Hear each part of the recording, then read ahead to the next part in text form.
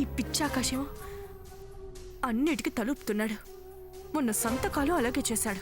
ఇవాళ ఆ లేఖనేసుకుని ఊరెగటానికి వెళ్ళాడు.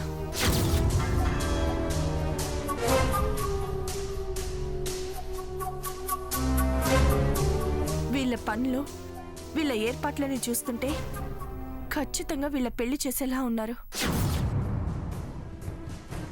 భగవంతుడా, మమ్మల్ని రక్షించు. ఆకాష్కి లేఖకి పెళ్లి కాకుండా చూడు.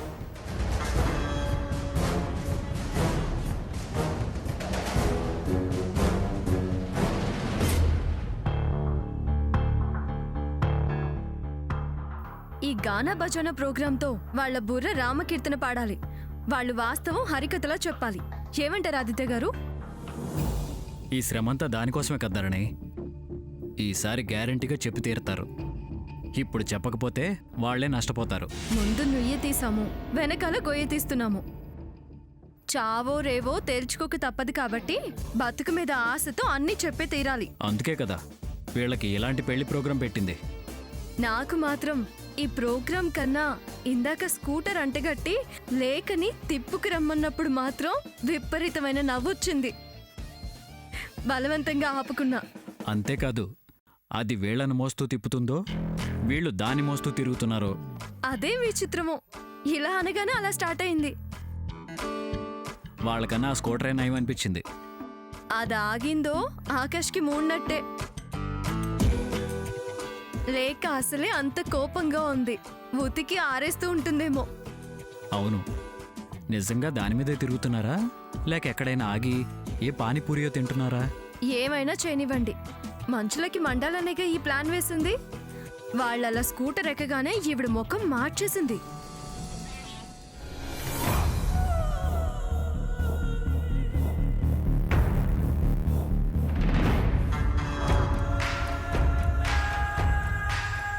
ఏమండి, చూడండి ఎలా ఉడికిపోతుందో. అప్పుడేమైందరణి, పెళ్లి దగ్గర పడుతున్న కొద్దీ కాళ్ళు గాలైన పిల్లిలా చెంగు చెంగును గెంతుతుంది. ఆకాష్ మీద చిందులేస్తుంది.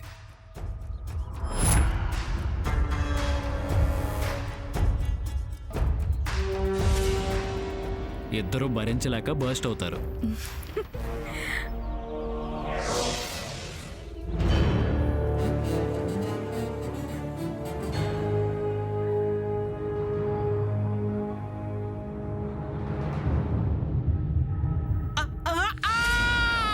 అయ్యో ఆకాష్, నొప్పిగా ఉందా?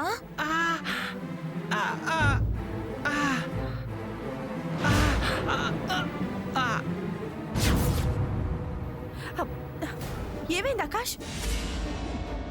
లేక ఆకాష్కి ఏమైంది? అది ఏమయ్య ఆకాష్, తోలుకుంటూ వెళ్ళావు కదయ్యా, నిన్ను తోసుకుంటూ వస్తుందేంటి? ఏమైంది? కాలి కట్టేంటి, వీల్ చైర్ ఏంటి? తరతరాల ఆచారం, ఆదిత్య గారి తెంపు త్యాగం.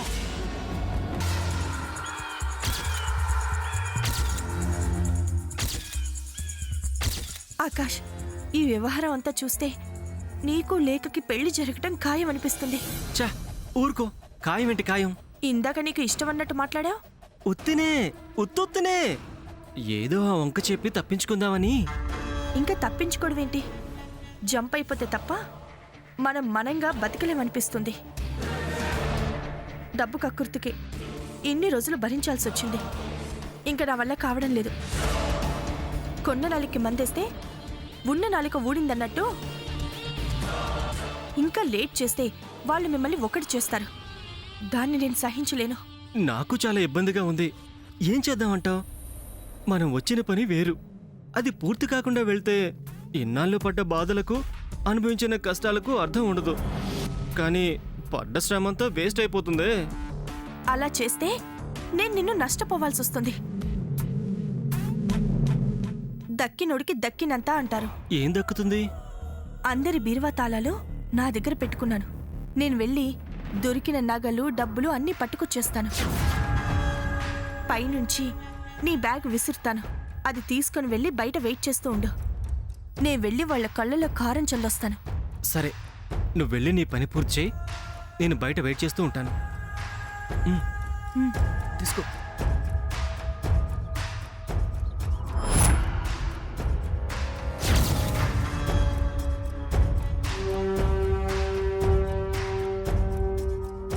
ముందు లేఖ రూములో ఏముందో ఖాళీ చేయాలి.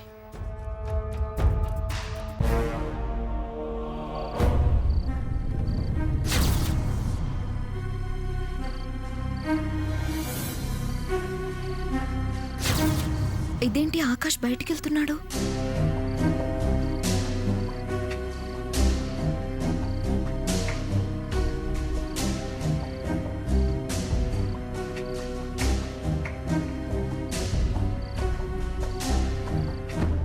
ఈ చెట్టు కిందకి ఎందుకు వచ్చాడు?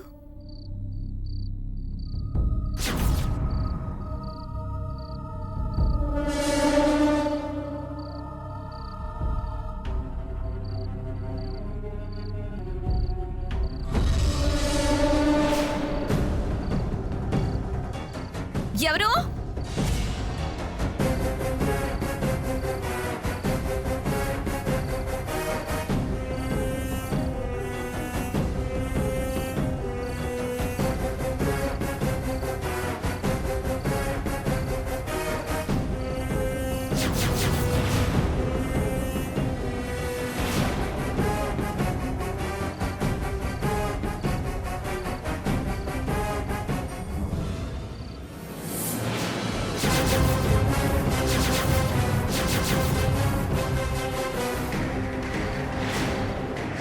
డబ్బులు నగలు దోచుకెళ్తున్నాడా?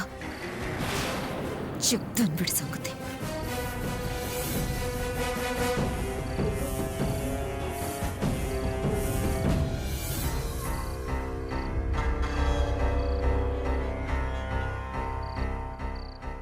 అవును, బ్యాగ్ ఇక్కడే కదా వేసింది. బ్యాగ్ ఏమైంది? చంద్రలేఖ ఏమైనా తీసుకుపోయిందా?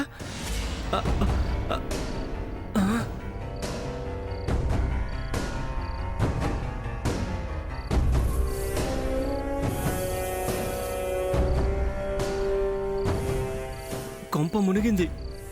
బ్యాగ్ పడింది, లేకొచ్చింది. ఇప్పుడెలా? అది పైకి చూసింది, నన్ను చూసినట్టే ఉంది. ఆకాష్, ఆ బ్యాగ్ లేక తీసుకుని ఉంటుంది. ఇప్పుడెలా? అంతా నీ పొరపాటు వల్లే జరిగింది. ఎలాగోలాగా జరిగింది. ఇప్పుడేం చేయను? ఎప్పుడెప్పుడు ఇక్కడి నుంచి జంప్ అయిపోతానన్న ఆరాటం లేకపోతే మనం ప్రమాదంలో పడతామన్న భయం. ఉత్త చేతులతో ఎలా వెళ్తాం? కనీసం కూలి అయినా గిట్టాలిగా. కొండ రాకపోతే రాకపోయింది, తాడన్నా మిగలాలిగా. ప్రయాణం వాయిదా వేద్దామంటావా? తప్పదు. అసలేం జరుగుతుంది? ఏంటి వీళ్ళ సంబంధం? నగలు డబ్బులు సర్దుకుని జంప్ అంటున్నారు అంటే మీ సంగతి తేలుస్తానుండండి. పడ్డన్ని నాళ్ళు పడ్డాం, ఫలితం దక్కించుకునే వెళ్దాం. ఆకాష్, వాళ్ళు మనల్ని వెతుకుతూ ఉంటారు. పద వెళ్దాం.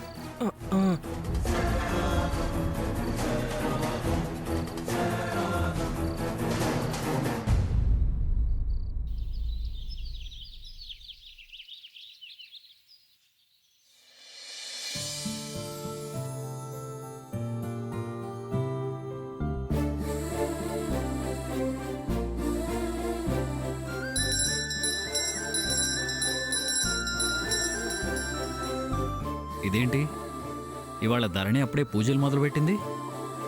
ఆ పూజలు ఎప్పుడు ఫలిస్తాయో ఏంటో.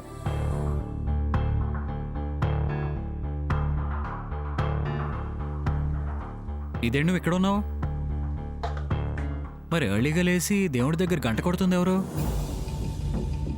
అది వినే నేను కూడా వస్తున్నాను. ఒకవేళ ఆకాశ్ ఏమైనా కొత్త వేషం మొదలు పెట్టాడేమో.